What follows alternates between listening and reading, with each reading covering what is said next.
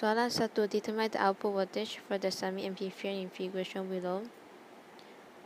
Kami kena cari voltage output. Lepas tu kami kena guna resistor F untuk cari voltage output. Formula ni, voltage in sama dengan voltage negatif voltage output. So kalau kami kena cari voltage output, kami kena tukar tempat. Voltage output sama dengan negatif voltage input. Kami guna formula sebelum ni, voltage sama dengan current darab resistor. So voltage out sama dengan negatif resistor F darab voltage in 1 bahagi resistor 1 tambah voltage in 2 bahagi resistor 2. Lepas tu kami isi balik.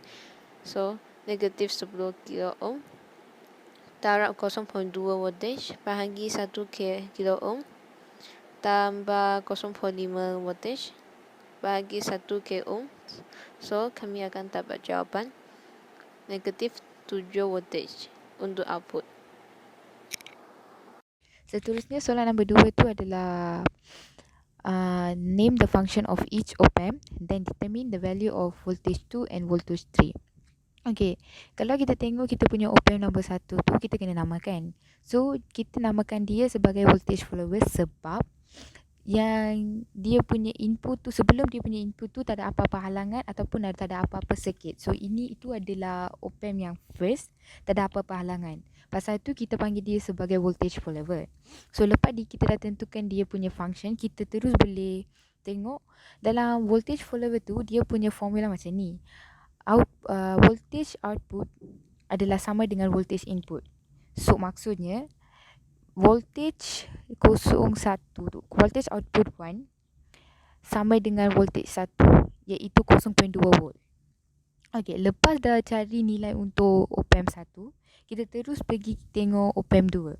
Okey, yang op-amp 2 tu kita boleh klasifikasikan dia sebagai inverting amplifier sebab yang dia punya input voltage tu dia connect to the negative terminal which is known as inverting terminal. Yang positive terminal connect to the ground. So untuk itu kita guna formula voltage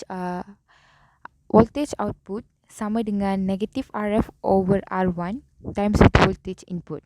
So lepas kita masukkan semua nilai, kita dapat voltage output untuk 2 sama dengan negatif 2 volt. Lepas tu kita tengok op-amp 3. Op-amp 3 tu dia punya voltage input tu dia connect to the positive terminal which is known as non-inverting terminal. So nama dia adalah non-inverting amplifier. Untuk dia formula itu adalah voltage output sama dengan 1 tambah RF over R1 darab dengan voltage input. Okey, lepas kita masukkan nilai, kita dapat voltage output untuk 3 adalah sama dengan 4.2 volt. Okay, soalan 3 name the function of each op-amp, then determine voltage output 1 and voltage output. Okay, so op-amp 1 ni kita namakan dia voltage follower sebabnya dekat input tu tak ada apa-apa halangan. Jadinya voltage output sama dengan nilai voltage input. So voltage output dia 1.5 volt. Okey, lepas tu soalan nombor 2 ni pula, dia bersambung dekat terminal negatif. Kalau terminal negatif adalah inverting amplifier. Kalau dekat positif, non-inverting. Tapi yang dekat terminal positif tu, dia bersambung dengan ground terminal.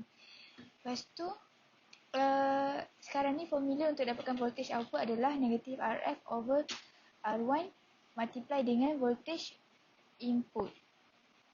So, voltage output dekat soalan op-amp 1 tadi dah jadi voltage output dia dekat op-amp 1 jadi voltage input untuk op-amp 2. So, masukkan je nilai 1.5 tu untuk voltage input. Jadi, negatif 100 kilo ohm per dengan 20 kilo ohm darab dengan 1.5 volt dapatlah negatif 7.5. Okey. So for question number 4, it wants us to identify op-amp 1, op-amp 2 and op-amp 3 and find the voltage output. First of all, if you look at op-amp 1, you can see that there's no resistance. So op-amp 1 is a voltage follower. So we know that the output voltage for the voltage follower is equal to the input voltage. So the output voltage for open 1 is 0.1 volt. Same goes to open 2, which is a voltage follower because there's no resistance behind it, so the voltage output equals to voltage input, which is 0.1 volt. For open 3, it is an inverting amplifier because the positive terminal is connected to the base, the ground, and here for calculate the voltage output we need to calculate 2 times because we got 2 different value that connected to the negative terminal. So we use the formula negative RF equals to R1 times VI.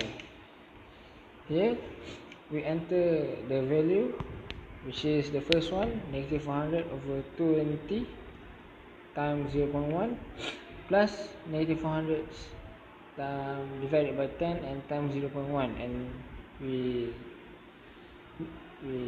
plus both of these and we got negative 1.5 kilo ohm.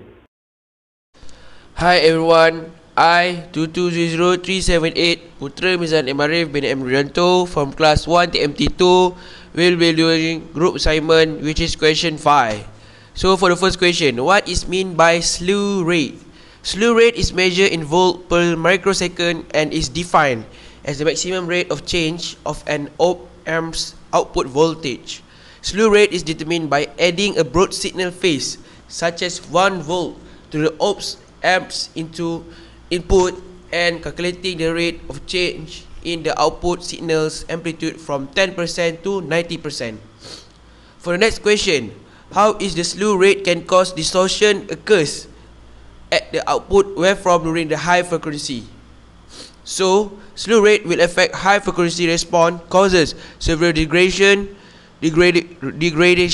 and distortion to the signal above a certain point. Feed-forward techniques are not appropriate for all op-amps. As a result, slew rate affects high frequency response, causing significant signal loss and distortion above a certain stage. So for the next question, question 5B1. So we must find VO1, which is inverting amplifier. So we must use formula in bracket RF over RI negative multiply VI. So just put in the value 2K over 1K negative in bracket negative multiply by 2V. So we got VO1 equal to negative 4V. The final answer is negative 4 volt. So for the VO2, voltage followers, which is voltage followers. So the formula is VO equal to VI. So VO2 equal to VI equal to 2V. So for the next question, VO3, non-inverting amplifier. VO3 is non-inverting amplifier. So we must use the formula of VO3 equal to in bracket 1 plus RF over RI multiplied by VI. So just put in the value 1 plus 1K over 0.5K multiplied by 2V. So we got 6 volt. The final answer is 6 volt. So the next question, VO4, which is inverting amplifier. So we must use formula of in bracket negative RF over RI equal to multiplied by VI plus negative RF over RI multiplied by VI plus negative RF over RI multiplied by VI. So just put in the value. We got in bracket negative 2K over 2K multiplied by negative 4V plus negative 2K over 2K multiplied by 2V plus negative 2K over 2K multiplied by 6V. So 4 volt minus by 2 volt minus by 6 volt. So we get negative 4 volt. So the last one, VO5, which is swimming amplifier. So the formula for this question is I input equal to I output. So we must use formula VO4 minus V non-inverting over R1 equal to V minus VO5 over to RF. So we got, so just put the value inside the formula, and we got R1 equal to 1 over 1 plus 1 over 2 equal to 0.6667 kilo ohm, and R2 is 1 over 1 over 1 plus 1 over 2 equal to 0.6667 kilo ohm. So just put the value inside. 4V minus Y4 equal to 0.667 equal to 4 minus VO5 over 6.6667, and the final answer for VO5 is 12 volt. And last question, B2. So we got IL, the formula for this question is IL equal to VL over RL. So 12 volt over 4 kilovolt. So we got 3 MA. So the final answer is 3 MA. So that's all from question 5. That's all. Thank you.